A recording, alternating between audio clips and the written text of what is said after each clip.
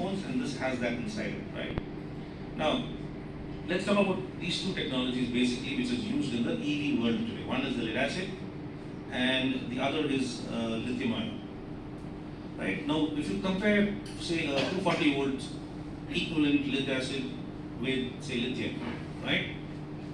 This is the kind of comparison you get in terms of dimension, in terms of weight, okay, in terms of the quantity of cells that are required to get the same kind of a fuel tank or energy payload that you want from the system. So if you were to do a sort of a technical comparison of the two technologies, this is valve regulated lead acid and this is lithium ion.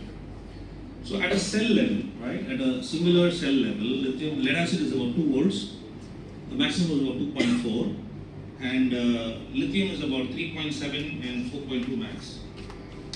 Now, if you look at the other things that compare against one another, the energy density of lead acid is very low compared to that of lithium. It's about 40, is around 60. You know what that means? That is, energy density per kilogram is lesser here compared to this.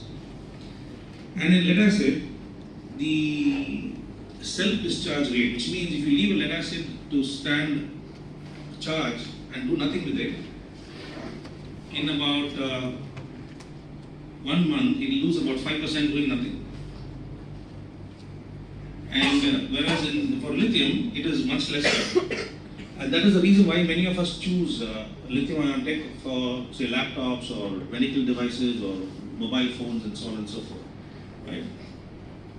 So the other thing is, when you have lead acid, how many times you can charge and discharge a battery is called a cycle. You charge a battery and completely discharge it to zero, it's one cycle. With lead acid, you can probably do 1,000. Most of the commonly available lithiums are about 4,500. Today, some of the high-tech has about 11 to 12,000 cycles. Is something funny about what I'm saying? Is it interesting? Yeah? How many of you find that funny? How many of you find it interesting? Can you raise your hands? Thank you so much. See, nobody's paying me to come here. I'm coming purely based on the respect that I have for Mr. Prabhu, Dr. Sendil. So the obligation is to share with the design community. You are a part of my community where I'm touching you through what I'm experiencing. So your time is valuable, so is mine. Right? Now, if you were to do a one-on-one comparison of these two technologies for the same kind of capability,